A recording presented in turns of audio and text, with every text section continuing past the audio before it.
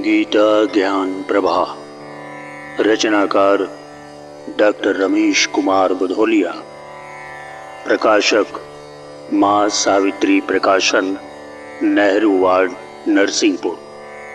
अध्याय 13। क्षेत्र क्षेत्रज्ञ विभाग योग।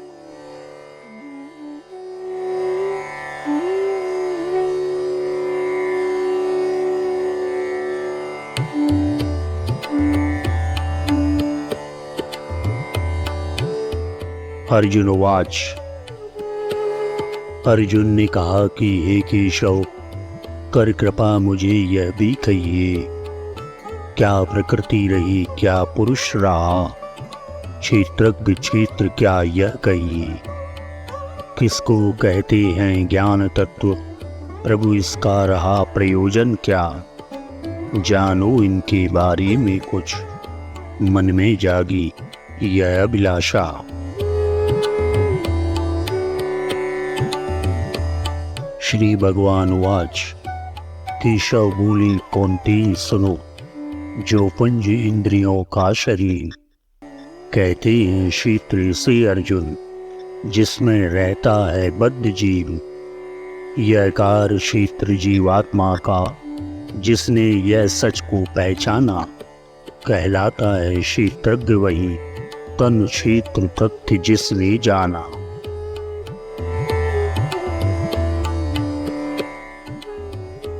तन को कहते हैं क्षेत्रपार्थ, उसका ज्ञाता क्षेत्रज्ञ रहा। ज्ञानी जन ऐसा बतलाते, क्षेत्रज्ञ क्षेत्र को जान रहा। आत्मा देखे जाने जिसको, जिसमें बसता है यह शरीर। आत्मा के लिए शरीर क्षेत्रज्ञ किए धारण शरीर।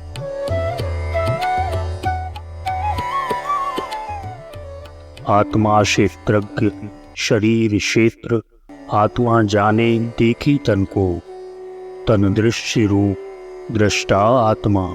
क्षय होता क्षेत्र कहे जिसको, यह क्षेत्र की खेत समान रहा। अंकुराते पाकर समय बीज, कर्मों के फल फलते जिसमें, यह क्षेत्र विलक्षण रहा चीज।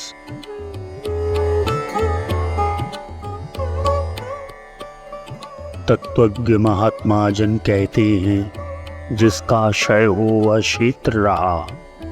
तन नाशवान इस कारण ही, क्षय पुरुष इसे है कहा गया। यह तथ्य जानता जो ज्ञानी, क्षेत्रज्ञ रहा दृष्टात्मा।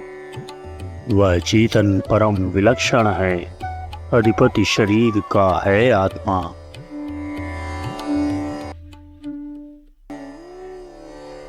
क्षेत्रज्ञ क्षेत्र में बसता है, वह ज्ञाता चेतन तत्व रहा।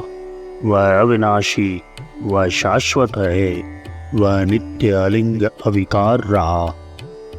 जो क्षेत्र और क्षेत्रज्ञ रे, इन्हें स्वरूप में जान रहे, वे रहे तत्ववेत्ता अर्जुन, गुणधर्म विलक्षण धार रहे।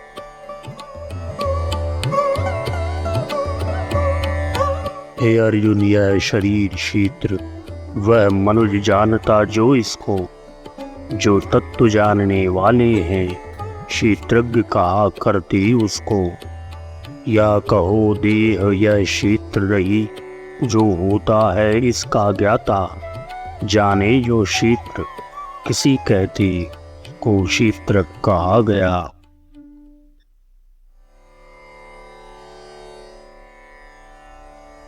यह क्षेत्र शरीर रहा, जिसमें घटती रहती हैं घटनाएं।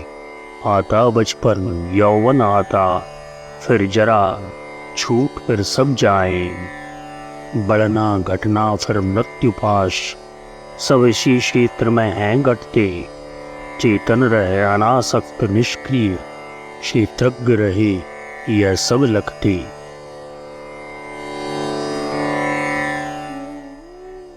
सक्रिय है प्रकृति अचेतन, यह निष्क्रिय है पुरुष चेतनारी। चेतन में और पदार्थों में यह रहा सुपरिचित अंतर्री। है साक्षी भाव जहाँ केवल वह रहा चेतना का निवास। जड़ प्रकृति रही निष्क्रिय लेकिन उसमें गतिविधि का है विकास।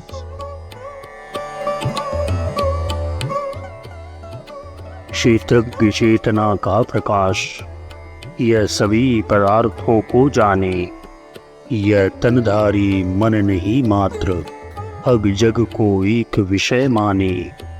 सारा ब्रह्मांड पदार्थ रहा उस महाचेतना के आगे, जिसको न इंद्रियां या मन की आवश्यकता कोई जागे।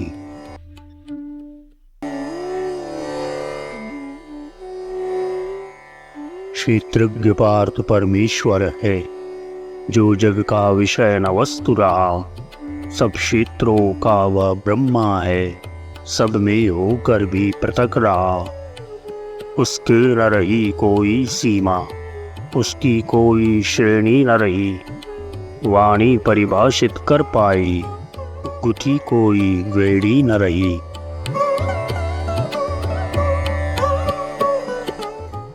क्षेत्रज्ञ रूप जो मनुज रहा, वह दोहरा आत्मा विरोधी है। वह मुक्त रहा, वह बना रहा, वह प्रकृति पुरुष संयोगी है।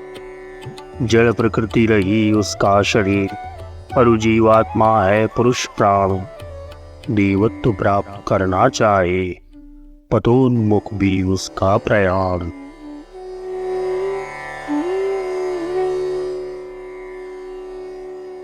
मानो अवतीर्ण प्रकृति में वह उसका निर्धारण प्रकृति करे। भय चिंता इंद्रिय वेगों को धारण कर प्राणी पतित बनी। लेकिन वह पतित प्रकृति पर भी पाने को विजय प्रयास करे। वह नहीं प्रकृति के आश्रित शिशु, वह अपना कर्ता आप बने।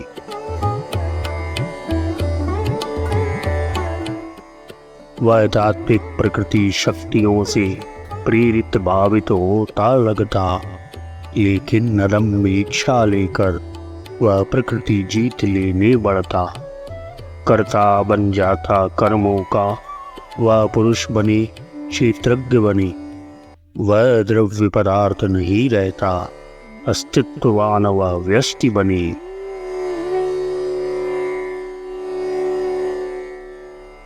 करता असीमता में प्रवेश, उसमें असीमता सिमट बसी। क्षेत्रज्ञ रूप ऐसा पाता, जिसकी कोई समता न रही। आवृत्ति नहीं उसकी होती, वह परम विशिष्ट अकेला है। वह एक अकेला है, लेकिन उसमें समष्टि का मेला है।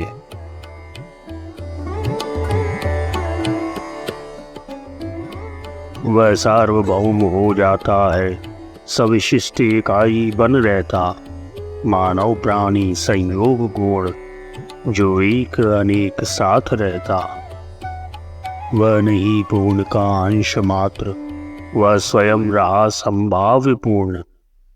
पूर्णत्व प्राप्ति के लिए सजग, करता अपने संकल्प पूर्ण।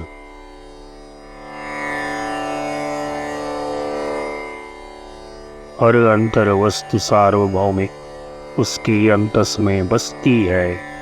उपलब्ध पूर्णता को करनी, उसकी हर साधो मगती है। एक तत्व पूर्णता है उसकी, जिसको वह पा ही जाता है।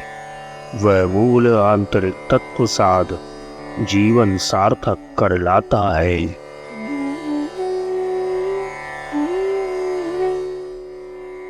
दो आंखें या दो हाथों में मानव की नहीं विलक्षणता, वह उसकी अंतस में बसती, जिसमें है मूल तत्व बसता। वह तत्व सृजन का कारण बन गुणमय कर देता जगत सकल। भय की बाधा को हर लेता, उसके संग चले मरण का दल।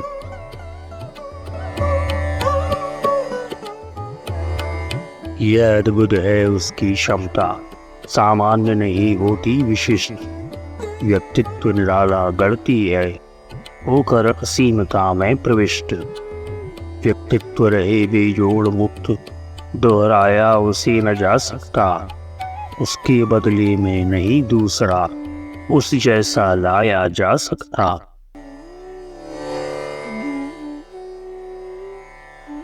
बनता ऐसा वह रूपवान जिसकी समानता नहीं मिले, वह बिल्कुल नई निराली छवि के साथ जगत के बीच खिले। मंजिल पर उसे पहुंचना है, पाना होता अपना स्वरूप। वह सूरज बनकर स्वयं जिए या सूरज की बन रहे धूप।